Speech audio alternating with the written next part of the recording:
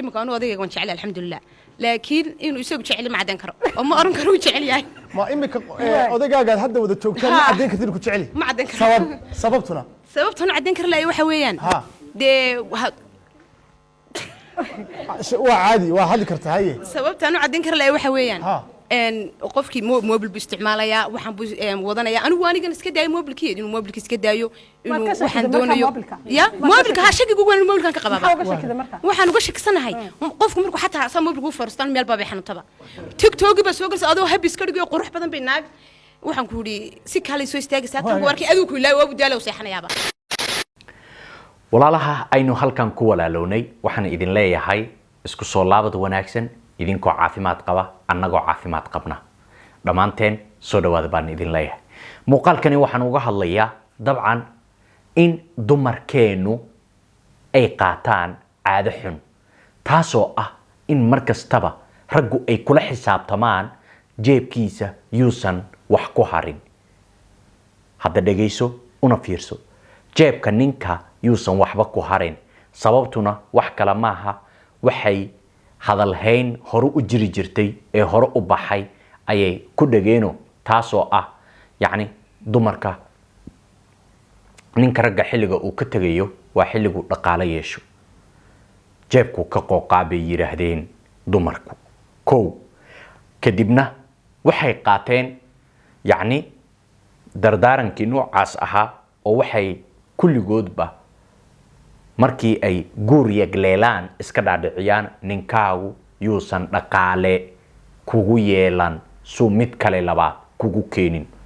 laakiin su-aashan bay ka tageen dumarkoo dhan yacni intii ilaahay garadsiiyey kama hadlaayo laakiin badankood waxay qaateen oo ay iloobeen su-aashan waxayna qaateen dardaarankii ahaa ragga jeebka ayuu hee okay su-aasha ay ka tageen baan rabaa inaan halkan ku sheego su-aashaasoo ah yacni inta waxgarad ah su-aashan baa anficaysa inta kalena dee way iska qaylinayaan u daaya ha iska qayliyaan commentigana waxay rabaan ha ku qoraan wax kale maaha su-aashu waxa waaye si fiican ii dhageyso eeg ninka ragga ah markuu helo gabar wanaagga uu faro adeecda ee dhageysata guriga markuu imaadana nasiina ku hela caruurtuna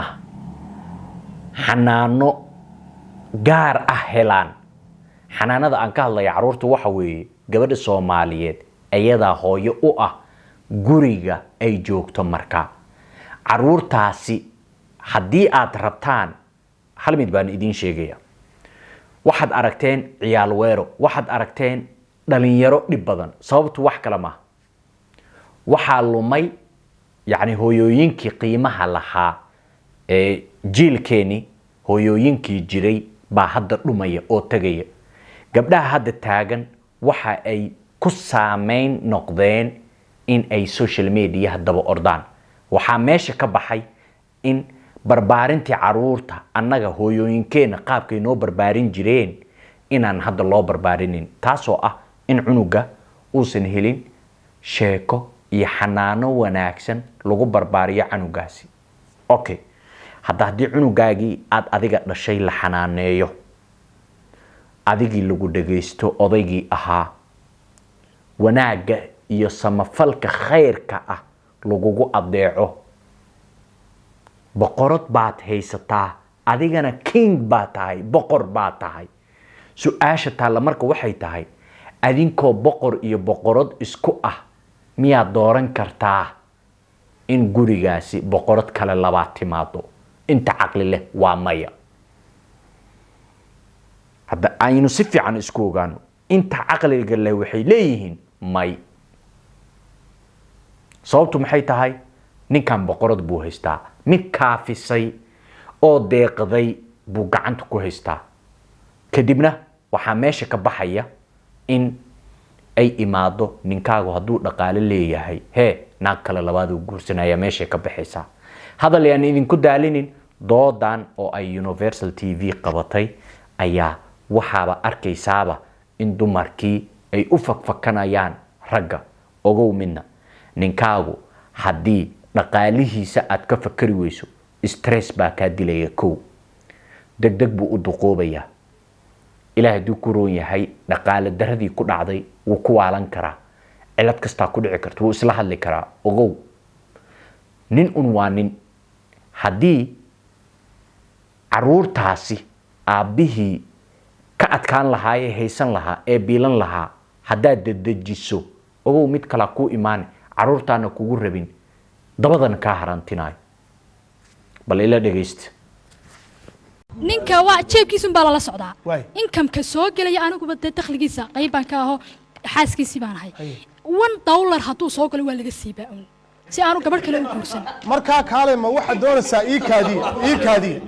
ma waxaad doonaysaa haddii inaanay ninkani waxba u kordhinba inaan waxba u kordhin baan doonayaa anigu kaasheerkiisii baan ahay lacagta isticmaali maayo soo maaha aniga ninkayga waxba ma kala lihin marka waan u haynaya waxaan diidanahayun ninkaaga mar kasta oo uu jeebkiisa waxo kordhaan waa mar kasta oo uu damco inuu gabadh kale kula guursan imika anu odayga waan jecel alxamdulilah laakiin inuu isagu jecel ma cadan karo oo ma oran karo uu jecel yahay ma imika odaygaaga hadda wada joogtaan ma cadan kartid ku jecel ma cadan karo sababtuna cadan kar laa waxa weeyaan dee waa caadi waa hadli kartaa haye sababtaan u cadan kar laa waxa weeyaan qofkii mobil buu isticmaalayaa waxaan buu wadanayaa anigu anigan iska daayo mobilkiisa inuu mobilkiisa iska daayo inuu waxaan doonayo ya mobilka ha shakigu waan mobilkan ka qabaa waxaan uga shakisanahay qofku markuu xataa sa mobilku farstaan meel baa xanutaba tiktok ba soo galsa adoo habis ka dhigo qurux badan bay naag waxaan ku yiri si kale soo istaagaysaa tan warkii adigu ku ilaa waa budaalo seexanayaaba de markaas aaroogi markii wadnihii aad sawirto ee aaroogi de aad saa u dhaafisay indhihii gantaalihi jacaylka sidaa loogu sawiro waxa dhacaysa indhihii ooy ha kaftan baa jacayldaada murtiibaaba kiciisay intaad keena duuyiyo kordhi maalis leedahay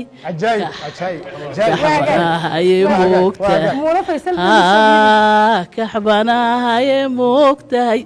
markaas warqadaas fariintaas boosta ma la dhigay hore ma u gaadhay inankii ma gaadhay ama cajalad ma lagu duubay degdeg buu soo goosanaya wuuba soo degaya horta waxaan ka daba tegaya heesta iyo xaljida intaan idhaahdee anagoo sacuudi arabiya joogna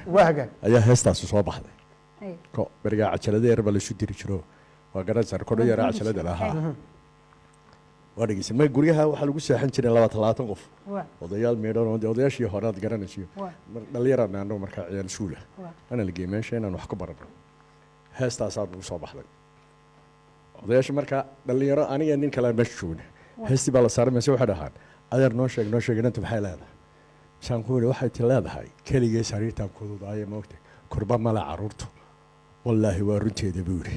صبح بيت تجرد وقصته والله ما كل شيء تومبا تجرد وقصته صوت طولي mid baan ninkay ilaaway horta anu malaahim karaaliya aniban isleey sababtoo ah anigu qofan xidhiidh in kala leeyahay qofkaasna aad iyo aad baan u jecelahay haddana qalbigayga been sheegin anigoo qofka la sheekaysta oonan weli nolol wadaagin aad iyo aad baan qofka ugu kalsoonahay sababtay kalsoonideena waxa keenay qofkiisa kalsoonidiisii haddii aan isaga midmadow ka arki lahaa kalsooni kuma aan qabi lahayn kii hore igama samaysan baan isleey laakiin kan imka wiiga samaystay haddii hooyadii oo geeriyeysan oo naxashkii saaran uu zawjkayga igu idhaahdo halka kama bixi kartid hadday ka suurowdo weyn halka kama bixi kartid hadalkiisu waa inaan maqlo oonan ka bixi karin ismaqalku waa ka markuu kaarkood u dabacsan rumarka la isku sheegay kama fogaanayo adoo u naxariisanay tan kale markii aan ilmo dhalo hablaha la markan ilmo dhalay shulaqa aan noqdade ama aan isku dhex dhaco sidee isku dhex dhacda waa bad ogtahay dad isku dhex dhacna kala raadsanayay sidee isagaashis qabo de umushana shaahi caana iska ilaaliso waa shaahi caana waa jaba adiguna aad baad mahadsantahay tan tasamirkan ka hadlaya haddaad si kasta u samirtid ood ilaashatid ood wax walba adigu ka soo tagtid isagii baan maxaa la yidhahdaa kaa keensanaya samir weydo samirkii wax walba aad waa samaysid isaga kaa keensanaya markaad aragtid wixii aad samirtay wixii oo dhan isagu inuu hawlihiis iska wato adiguna qasbiyan hawlahaaga waad bilaabaysaa marka taas ayaa keenaysa hal mar aan kuu sheego u jawaab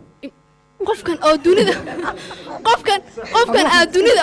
dunida ugu jeceshahay naaw qofkan aad dunida ugu jeceshahay aad u samrayso aad intaas oo dhan ku sameynayso ilaahay muun awoodan hal bar inuu qalbigiisa ku soo jeediyo laakiin hada lagu imtixaamaya wali ganaa samarkaaga lagu eegaya maxaad ka leedahay iida maxaad ka leedahay hadalkeena iyo aamusa maxaad ka leedahay maxaan samirkii ku gaadhay imaka intaana samirkiiba gaadhin waxa imanay khilaaf markuu imaado isagina lugtay ma dhigayo waxay noqonaysaa warqadeeda si waan ku siini arsaco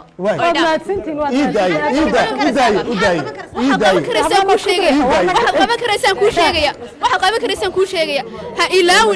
ilaawin ubad inuu dhexdiina yaalo ma ninkaa kuu cad ubad inuu dhexdiina yaalo ha ilaawin xitaa haddaad isaga ixtiraam weyd ubadkiina ixtiraama imika khilaafka badanka dhex taagan waxaa weeye hooyadii aabihii khilaafka ilmahooga iyagu dhex taagan ba iskhilaafaya oo islaynaya udhiib isagu wuxuu